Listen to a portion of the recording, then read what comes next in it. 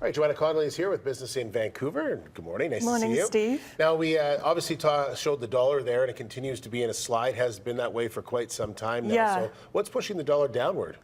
Well, there are three main reasons. Okay. What happened last week, where there was a drop of 2 cents in just a couple of days, was that the U.S.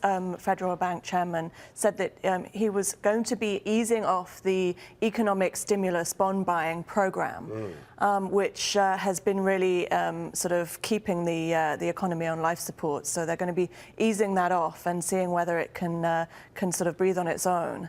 And that really sparked a massive stock sell-off and commodities sell-off. And yeah, we can see this graph takes us from June 7th to today. So you can see in the last sort of 4 or 5 days what a dramatic drop there's been. Actually, if you look at the more detailed graph, we can see that yesterday it even slumped below the 95-cent, which is a kind of key mark before then coming back up.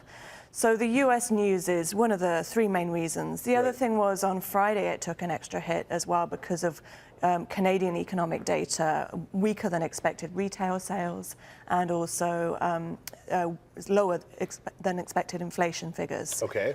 And the other thing is the Chinese stock markets as well. They actually took a big hit yesterday. The Chinese government is scaling back its bond buying program too. So all of these economic stimuli are being taken away, and that's really affecting a lot of things. Now, should we be really worried about this, or is it something that will eventually bounce back? And it's good for, I guess, people who are exporting.